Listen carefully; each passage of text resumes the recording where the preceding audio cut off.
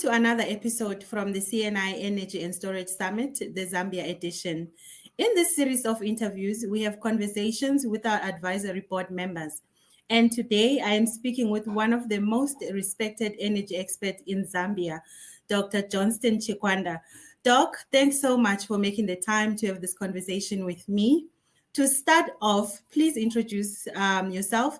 And as I know that I didn't do much justice to your profile, and also just tell us why you've agreed to be a part of this summit. Thank you very much, Babalwa. It's a great honor to be part of this upcoming event. My name is Johnstone Chikwanda. I am a consultant in the energy sector in Zambia with over 20 years of experience, both in Zambia and in South Africa as well. Specializing in regulatory frameworks and are contributing to the shaping of the energy sector, how it should be moving. I do a lot of contribution to policy analysis, to policy updates. I do a lot of advocacy in terms of how we should be moving on SDG goal number 7, which is the United Nations Sustainable Development Goal number 7 on universal access to clean, affordable, and sustainable energy for all by the year 2030. I focus on that in a considerable way.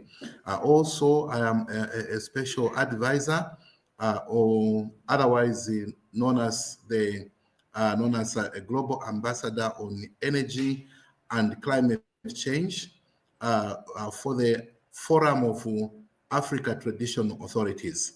The traditional authorities at continental level have got a forum wherefore they want to participate in the economic development and emancipation of the continent, and to execute their mandate. They have got specialized experts who anchor them, who scaffold how they must be navigating their engagements, and I anchor the energy and climate portfolio for them.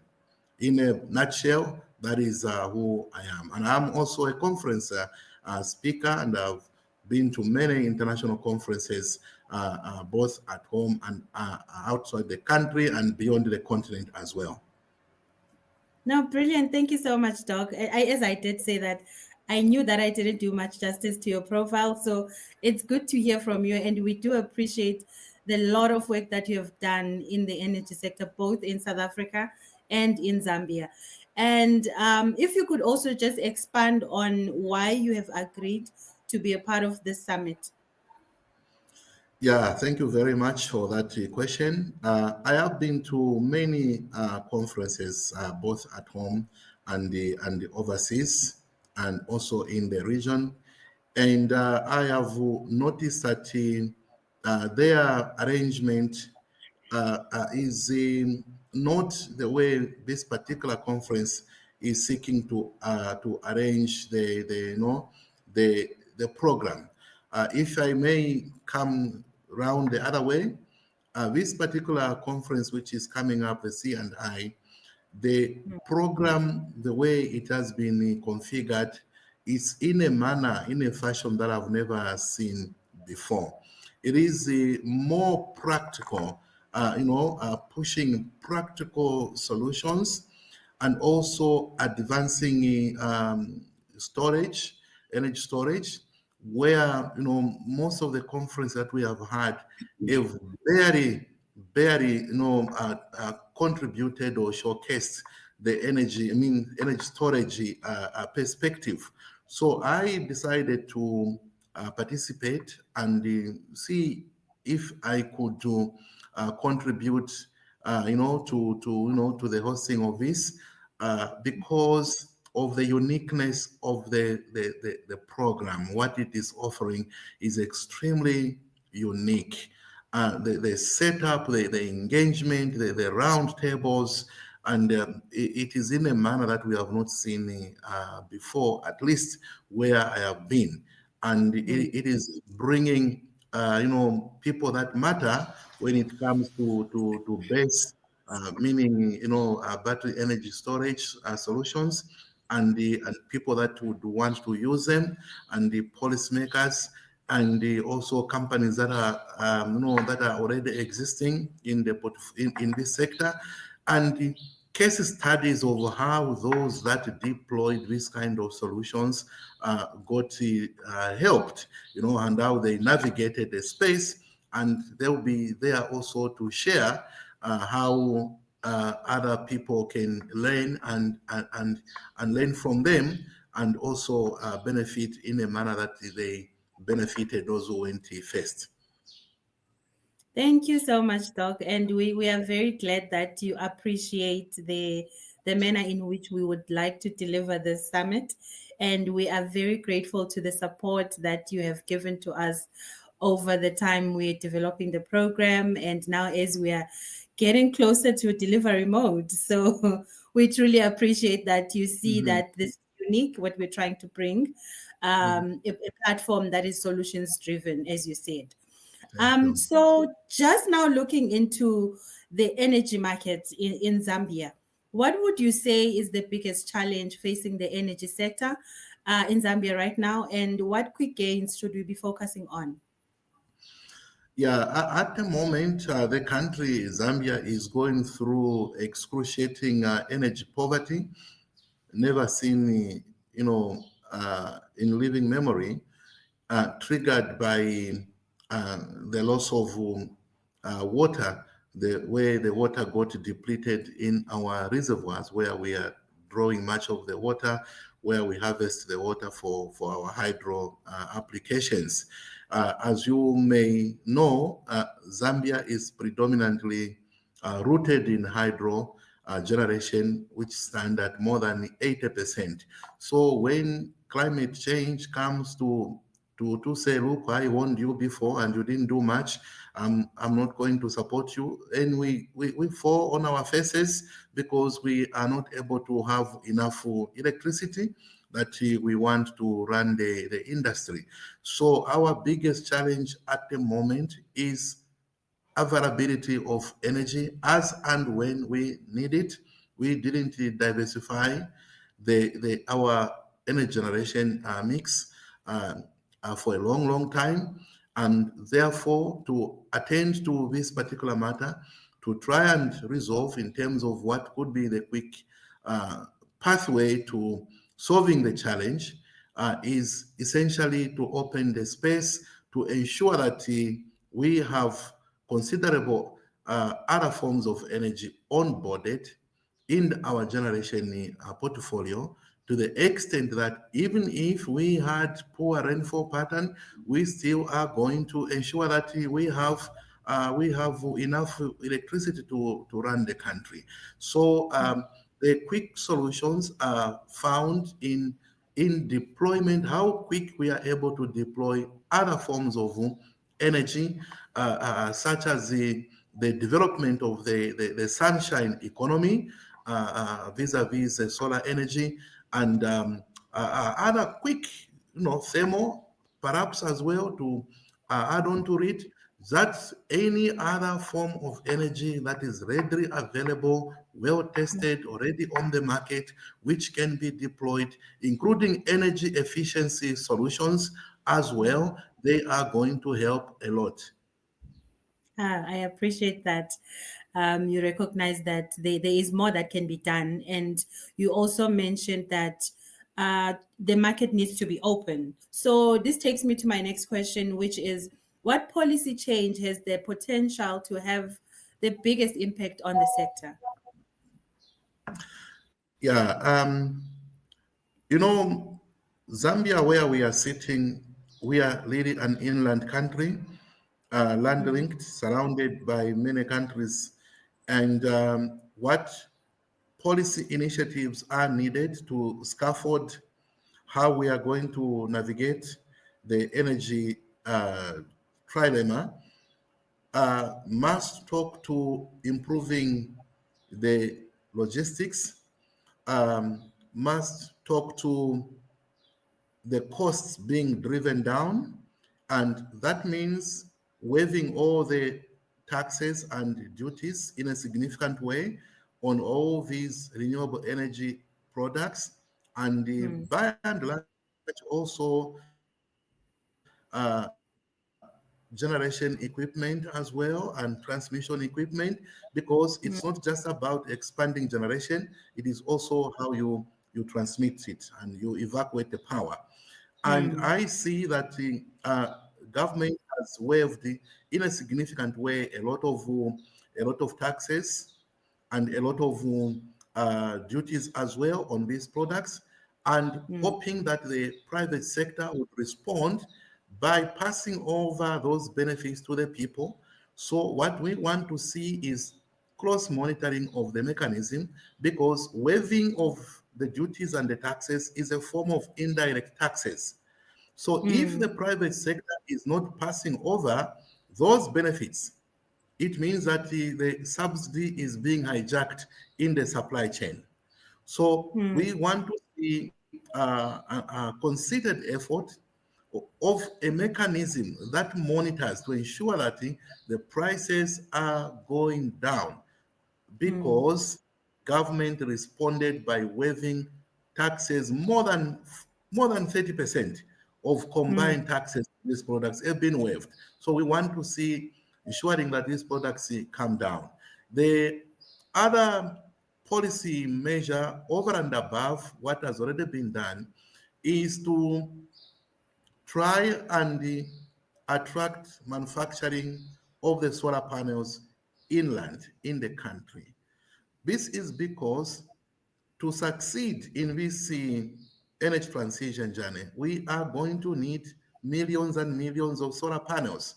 Just the presidential target, which was given to ensure that we onboard 1,000 megawatts by the end of this year of solar, that means we are going to need not less than 2 million solar panels.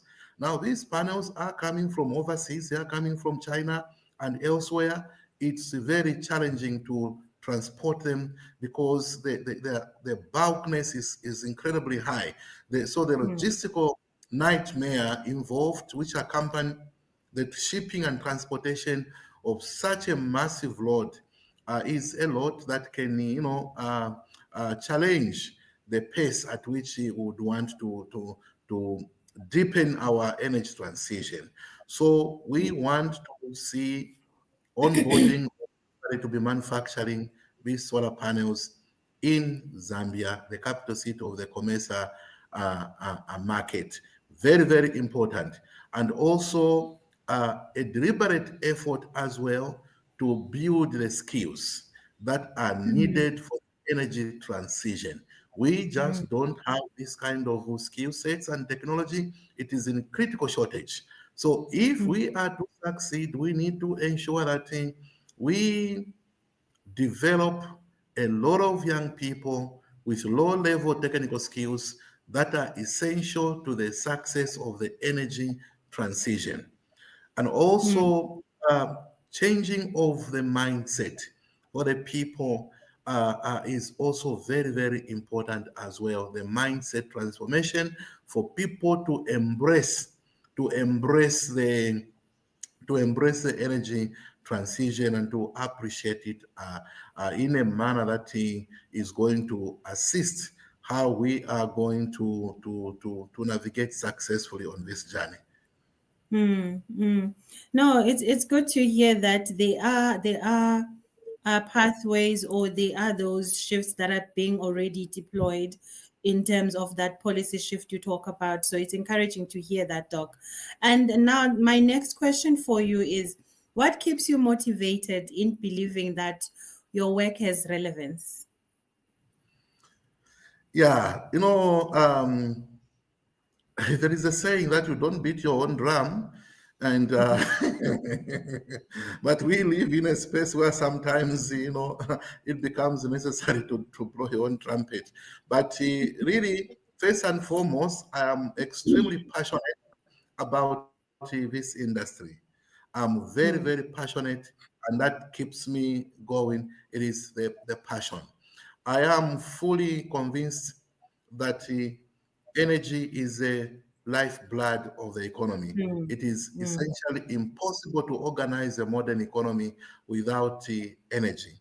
I'm also, convinced that of the 17 Sustainable Development Goals, which were promulgated by the United Nations and adopted by member states, when you mm, look at those 17 SDGs, about 8 of them, they depend on energy. If you mm, don't succeed on SDG goal number 7, which talks to energy, you are not going to deliver on the SDG, which calls for enhanced healthcare delivery service. You cannot deliver quality healthcare service without energy. You are not mm, going to succeed on the SDG, which talks about sanitation. You are not going to succeed on the SDG, which talks about poverty reduction.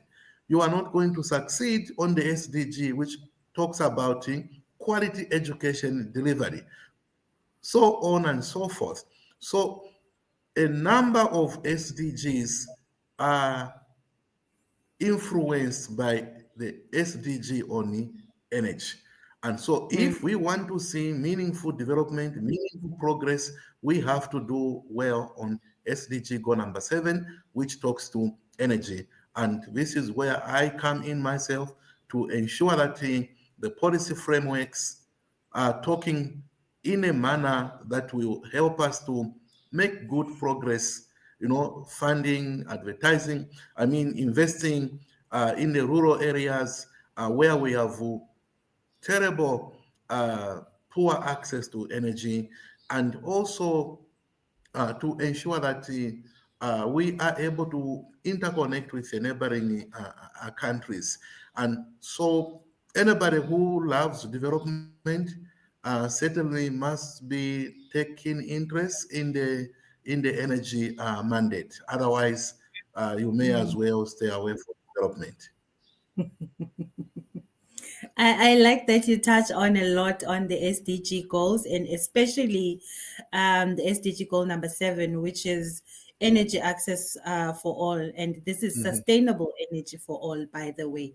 And now this takes me to maybe a moment where you would say you first, when you first appreciated a difference energy access can make.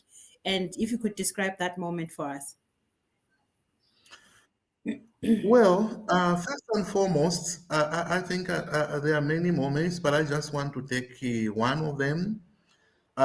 In this country, I think we are coming from a spoiled background of depending on hydro, and we always heard about the solar energy, about how to store energy, and we never paid attention to that until we fell into tragic power outages that were really, really tragic. And on a personal note, when I saw uh, investment in just a solar park at household level and the difference that it started making, when I saw solar parks being mounted on hospitals, on clinics, maternity wards, there are some hospitals in rural areas where it was becoming impossible to attend to our mothers. It was becoming impossible to do even basic operations, and we cannot keep the medicines because they have to be kept at a certain temperature. And so just deploying this alternative form of energy, solar energy at small scale, micro scale, it began to change our mindset. It became to change our perspectives. And for me, that point of inflection truly resonates that there is hope in this greening agenda. There is hope in finding other pathways. There is hope in storing energy which you can use at a different time. Oh, lovely. I like that. And lastly, Doc, I just want us now to give you a moment where it's just blue sky thinking. What is your vision for Africa's power and energy market? If you had to just think, just dream, what is your vision? Well, first and foremost, if you look at the satellite images of the African continent taken at night from Mm, the International Space Station, you can cry how dark mm, our continent looks. mm, 640 million people plus still live without access to clean energy. Why? Why is it that Japan, a small island twice smaller than the size of Zambia, 3 times smaller than the size of South Africa, yet it has more installed electricity than the entire Africa continent put together? mm, It is an embarrassment. Why is it that Spain has got more installed energy than the entire Comesa region put together? Why is it that some airports in the US, in Europe, have got more installed electricity than some African countries? mm, An airport. Why is it that some industries, one customer uses electricity more than what is produced in that particular country? Even here in Zambia, you have some of the mining giants in South Africa. What they consume is more than three-quarters of Zambia's peak demand. So that explains why the continent has lagged behind in development, because we don't have energy security. mm, So my contribution, my sharing to the Africa we want, which resonates with the African Union agenda, the Africa we want, is to do all we can to ensure that we have a single African electricity market by mm, linking the 5 power pools, linking Southern Africa power pool to East African power pool, to North African power pool, to West African power pool, and to the Central African power pool. Then mm. we are creating a single electricity Africa market, and we are able to move electricity around the continent. If we can achieve that, we are going to make significant progress in our electrification of the African continent and unlocking its massive potential. Oh, no, no, no. I do like that a lot, Doc. And I think it will take just collaboration. Collaboration is key in all of this if we Yeah. want to achieve more and to develop as a continent. Mhm. That's definitely when you look at the Southern Africa power pool, we are Mhm. fairly interconnected. We are able to move electricity around. We are feeding Mm, off ESCOM, we are feeding off Mozambique, and all we need is to develop more interconnectors. But also, we need to be thankful to the World Bank that currently is funding the Tanzania Zambia interconnector, which is going to mm, connect the Southern Africa power pool to the East African power pool. And the East mm. African power pool has got more energy than Southern Africa power pool. So that way we'll be able to enhance our energy security in these two regional blocks. And what is needed is just to ensure that the East African power pool is linked into North African power pool. Then we are making good progress. Oh, thank you for enlightening us. We know that there is a lot of work that is being done behind the scenes. And, Doc, I think that brings us to the end of our conversation. Thank you again for the time you made for us to have this conversation. And I'd also like to thank our viewers for watching and just to encourage them to stay tuned for more episodes as we introduce them to our Ed board members. And we are looking forward to seeing you later this month at the C&I Energy and Storage Summit. Thank you.